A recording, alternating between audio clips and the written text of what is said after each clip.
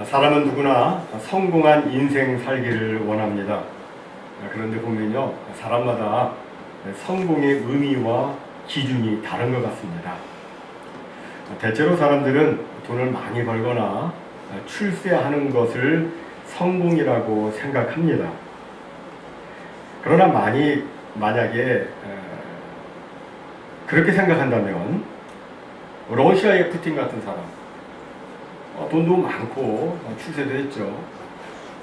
그런 사람도 성공했다고 말할 수 있을 텐데 과연 그런 사람을 성공한 사람이라고 볼 수 있을까요? 그렇지 않을 것입니다.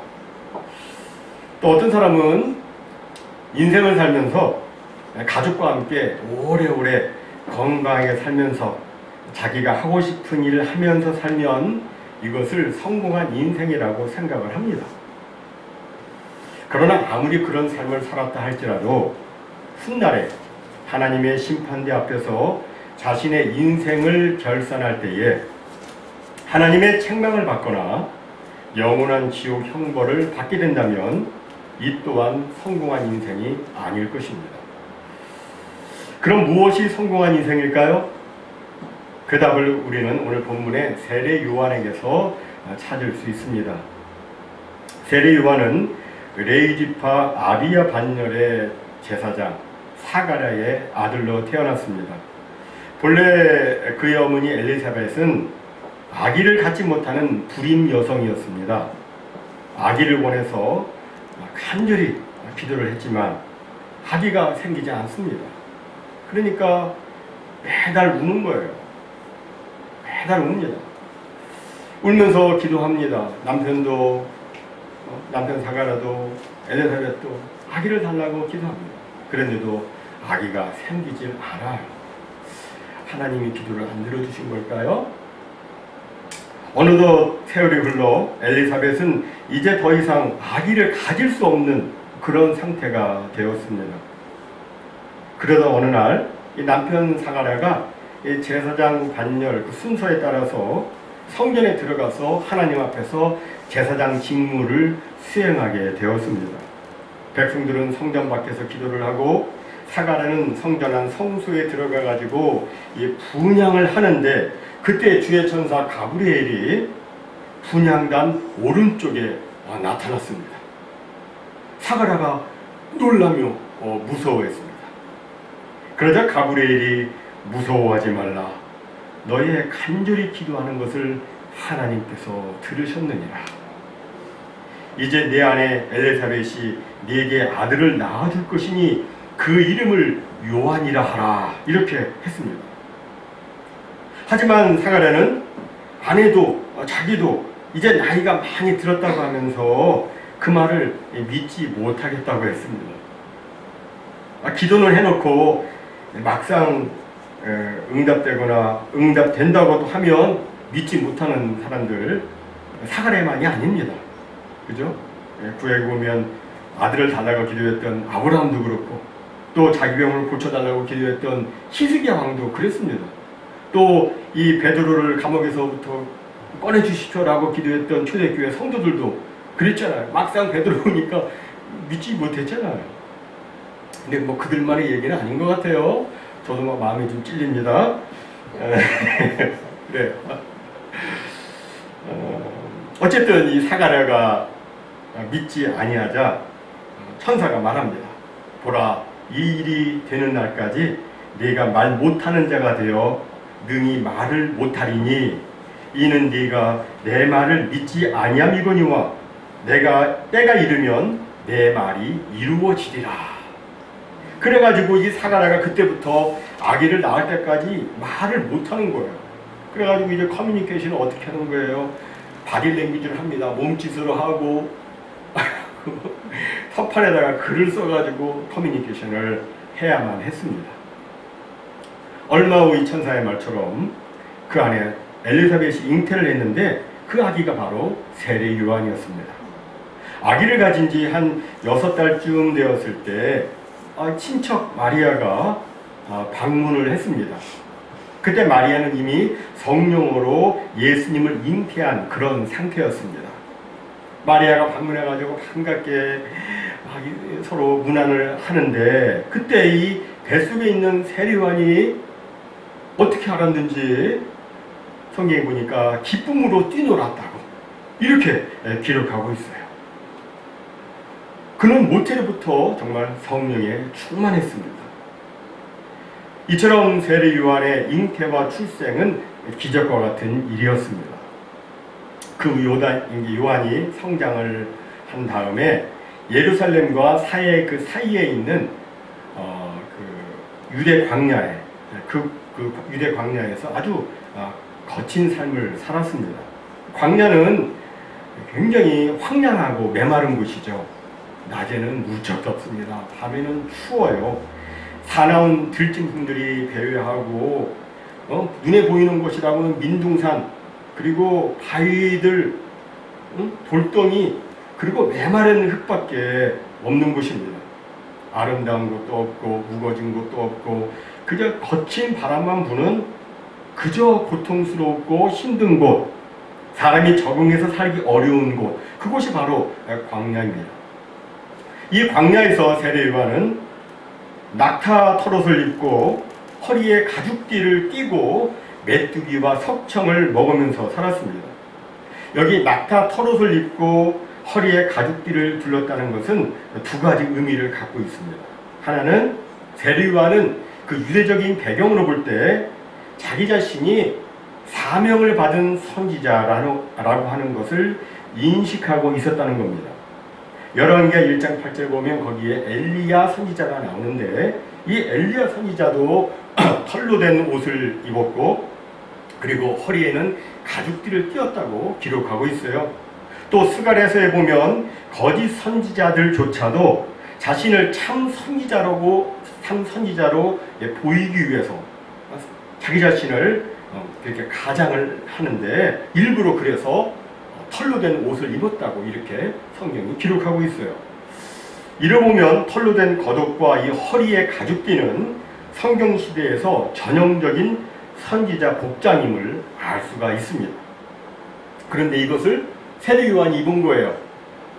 성경에 나와 있지는 않지만 우리가 상식적으로 생각해 보면 세례 요한은 성장하면서 분명 아버지 사가랴로부터 천사가 자신에 대해서 예언해 준 그 말을 들었을 것입니다. 천사가 나타나서 이렇게 너에 대해서 예언했어 라고 자기 아들 요한에게 말해 주었을 겁니다. 즉 세례 요한은 어렸을 적부터 자신의 사명에 대해서 분명한 인식을 갖고 성장했던 겁니다. 나는 누구냐? 나는 무엇을 하기 위해서 이 땅에 왔느냐? 라고 하는 분명한 이 자기 정체성, 자아인식이 그에게 있었던 겁니다. 그래서 그는 이스라엘에게 나타나는 날까지 전통적인 그 사명자의 복장, 선지자의 복장을 하고서 빈들에 있었던 겁니다. 다음 두 번째로 세례 요한의 낙타 털옷과 허리에 가죽띠는 그가 매우 청빈한 삶을 살았음을 보여주고 있습니다. 세례 요한이 입은 그 낙타 털옷은 고급 가죽 코트가 아닙니다. 울 자켓이 아니에요. 그저 가공하지 않은 낙타 가죽과 그 털로 얼기설기 엮어가지고 만든 정말 볼품없이 쭉 늘어진 그런 옷이었어요. 세례 요한은 그런 털옷을 입고 또 광야의 거친 바람에 막 옷이 막 펄럭거리니까 펄럭거리지 않게 하려고 허리에 가죽들을 묶은 거예요. 그리고 세례 요한은 거기서 메뚜기를 잡아먹고 석청을 먹습니다. 저는 이 부분을 읽으면서 예전에 들었던 아주 재밌는 이야기가 갑자기 생각이 났어요. 아시는 분도 계실 텐데 내용은 과거 코미디언 구봉소 장로가 예수님을 만나기 전에 했었던 이야기입니다. 어느 추운 겨울날 그의 집에서 연예인 몇몇이 모여가지고 성경 공부를 하는데 바로 이 내용이 나왔습니다. 전도사님이 세례 요한은 메뚜기와 석청을 먹으면서 매우 굶주린 상태에서 예수님을 증거했습니다 라고 막 이렇게 가르쳤어요. 그러자 구봉소식 한쪽 끝에서 그랬대요. 참, 메뚜기와 석청 그야말로 고단백 영양식의 로얄 젤리를 먹었는데 뭐가 굶기는 거야? 이렇게 말을 했대요. 또 아브라함이 100세에 아기를 낳았다고 하니까 구봉수 씨가 그랬대요. 와, 정말 정력도 좋다. 말끝마다 이상하게 토를 달던 그가 나중에 연예인 교회를 세우는 창립 멤버가 되었고 또 교회에서 장로가 되었는데, 어쨌든 그런 초기에는 이 성경 말씀을 많이 오해를 했습니다.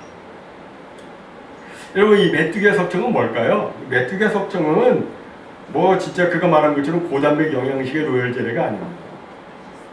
당시 먹을 것이 없는 사람들이 어쩔 수 없이 먹었던 그냥 대용식품 중 하나였습니다. 사실 세례요한은 제사장의 아들이었기 때문에 얼마든지 성전에서 나오는 것으로 먹고 사는 데에 별 어려움 없이 지낼 수가 있었습니다. 제사장 가문 출신이었어요. 그러니까 좋은 옷 입고 좋은 환경 속에서 그가 살 수 있었습니다. 하지만 그는 그렇게 살지 않았어요. 그는 스스로 가난한 자가 되었고 광야로 나가서 가난한 자가 먹는 음식을 먹었습니다. 그가 그렇게 한 것은 자신의 사명 때문이었습니다. 하나님의 택하신 백성들이 주 메시아를 맞이하도록 준비시키는 사명, 이 사명에 집중하기 위해서 그는 풍요로운 삶의 방식을 버리고 광야로 나가서 그곳에서 생활하며 주의 오심을 외쳤던 겁니다. 여러분, 그는 왜 하필 광야로 나갔을까요? 사람들이 많이 모여있는 곳, 물질이 넘치고 문화와 문명이 있고 권력과 재력이 있는 곳에 가서 외치면 안 되는 겁니까? 왜 광야입니까? 그 이유는 바로 광야, 곧 인생 광야에 있는 사람들만이 하나님의 말씀을 들을 준비가 되어 있기 때문입니다. 인생 광야에 있는 사람들은 절박한 사람들입니다. 인생 광야에 있는 사람들은 의에 줄이고 목말라 하는 사람들이고 진리에 갈급해하는 사람들이고 또 낮아지고 거룩하게 되기 위해서 인생 훈련 중에 있는 사람들입니다. 이런 사람들이 하나님의 말씀을 듣게 돼요. 그런데 다 그런 것은 아니지만 사람은 말이죠, 배가 불러서 편하게 되면 하나님을 찾지 않습니다. 하는 일이 잘 되고 부하게 되면요, 하나님의 말씀이 귀에 들어오지 않아요. 성경 이야기를 하면 하나님 이래요. 하나님이 어디 있느냐? 하나님이 누구냐? 라고 말합니다. 그러나 인생 광야에 있게 되면, 정말 그 인생의 광야에 있게 되면 하나님을 찾게 되고 그제서야 하나님의 말씀이 들려지게 됩니다. 사람이 하나님을 간절히 찾는 것은 인생 광야에 있을 때입니다. 그래서 하나님께서는 세례 요한으로 하여금 광야에서 외치게 하시고 광야에 있는 사람들이 그 외침을 듣고 주께 나와서 주님을 소망하며 살게 해 주신 겁니다. 사실 주님께서 말씀하신 것처럼 고운 옷 입은 사람들을 보려고 광야로 나가는 사람 없습니다. 그죠? 고운 옷 입은 사람 보려고 광야에 나가는 사람은 어디 있어요? 고운 옷 입고 화려하고 사치하게 입은 사람들을 보려면 왕궁에 가야 돼요. 거기 가면 그런 사람들 많이 있어요. 하지만 그곳에서는 하나님의 말씀이 들려지지 않습니다.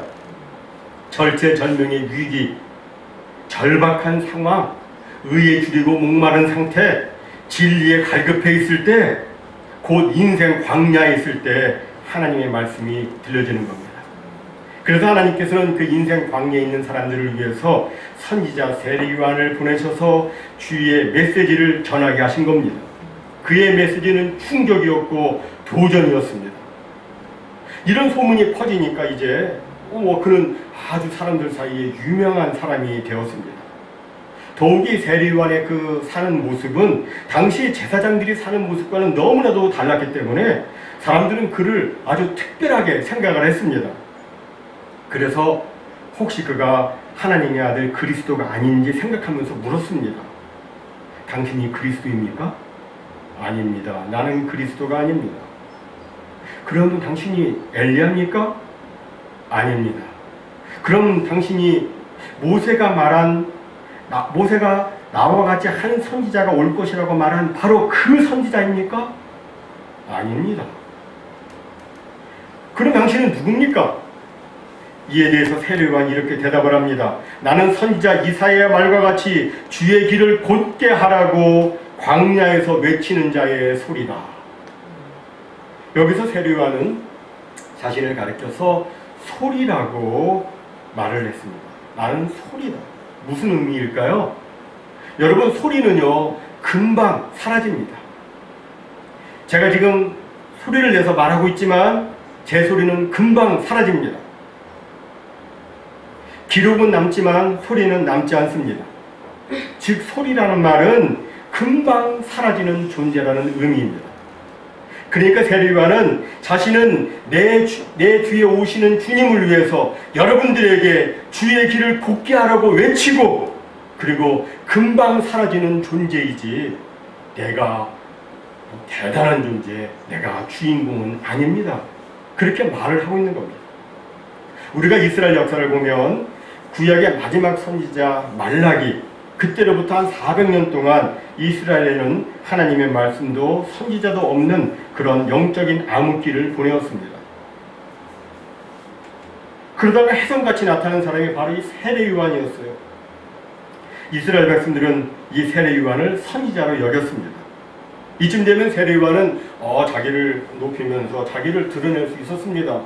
저의 출생에 대한 이야기를 아십니까? 하면서 자기가 어떻게 태어났고 어떻게 기적적으로 태어났는지 이런 얘기를 하면서 자기를 좀 드높일 수가 있습니다.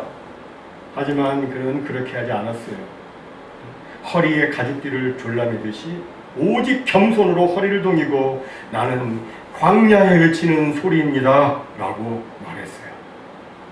그리고 또 뭐라고 합니까? 나는 내 뒤에 오시는 이의 신발끈도 풀 수 없는 존재라고 했습니다.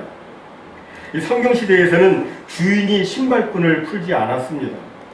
신발끈을 풀려고 하면 허리를 숙여야 되고 머리를 숙여야 되고 무릎을 또 꿇어야 돼요. 근데 이것은 주인으로서는 당시 통념상 주인으로서는 어울리지 않는 일이었습니다. 그래서 이 종들은 자신이 주인이 자기들 앞에서 머리를 숙이고 허리를 숙이고 무릎을 꿇지 않도록 하기 위해서 주인이 신발을 신거나 벗으려고 하면 빨리 와가지고 주인의 신발끈을 묶거나 풀어 주었어요. 그러니까 신발끈을 푼다는 말은 나는 종이라는 말이에요. 그런데 지금 세례요한은 뭐라고 말을 합니까? 나는 굽혀 그의 신발끈도 풀기도 감당할 수 없다고 했습니다. 무슨 말입니까? 나는 그분 앞에서는 종도 안 된다 라고 한 거예요.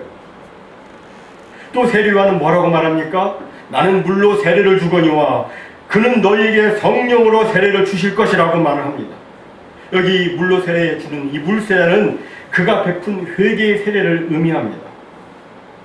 당시 사람들은 세례요한의 메시지를 듣고 자신의 죄를 자백하고 그리고 회개를 했습니다. 그리고 이제는 새 사람으로 살겠다고 결단을 했습니다. 그리고 그 증거로 물로 세례를 받았죠. 그러나 이것은 시작일 뿐입니다. 사람이 물 세례를 받았다고 그것으로 신앙생활이 완성되는 것이 아닙니다. 사람이 새 사람으로 살기로 결단했다고 그 결심대로 사는 것 아닙니다. 사람의 결심은 오래가지 못합니다. 물 세례를 받았지만 기본적인 신앙생활조차 하지 않는 사람들 그 시대에도 있었고 오늘날에도 있습니다. 이것이 물 세례의 한계입니다. 하지만 성령 세례를 받으면 성령께서 그의 심령 가운데서 계속해서 강권적으로 주장하시고 역사하십니다. 성령의 그 감동하심을 입어가지고 하나님의 말씀에 순종하게 되고 주의 의를 이루는 거룩한 삶을 살아가게 됩니다.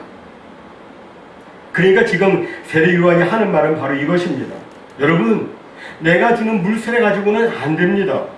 오직 성령 세례 받아야 됩니다. 내가 하는 일은 시작일 뿐이지 완성이 아닙니다. 사람이 씨앗을 심고 물을 주어도 자라나게 해서 열매를 맺게 하시는 분은 오직 하나님밖에 없습니다. 나는 그분과는 감히 비교할 수 없습니다. 그러니까 여러분은 나를 바라보지 말고 그분을 바라보십시오. 하나님의 아들 주 메시아 그분을 바라보십시오 라고 그는 지금 말하고 있는 겁니다. 이렇게 예수님께 모든 이 스포트라이트를 비추었던 그가 이제 그로부터 얼마 안 있어서 30대 젊은 나이에 헤롯 왕에게 목이 잘려서 죽습니다. 허허, 30대 젊은 나이에 죽은 거예요. 이것을 인간적으로 생각해보면 성공한 인생같이 보이지 않습니다. 광야에서 그저 그냥 고생고생 거친 삶을 살고 30대 젊은 나이에 목 잘려 죽었으니 성공한 인생같이 보이지 않습니다. 그러나 그의 인생은 성공한 인생입니다. 왜냐하면 그는 자신의 사명을 완수했기 때문입니다. 이런 세례 요한에 대해서 우리 주님께서는 친히 이렇게 말씀하셨습니다. 여자가 낳은 자 중에 요한보다 큰 자가 없도다. 주님의 이 말씀처럼 세례 요한은 그때까지, 세례 요한 그 당시까지 여자가 낳은 자 중에 가장 큰 자였습니다. 가장 성공한 사람이었습니다.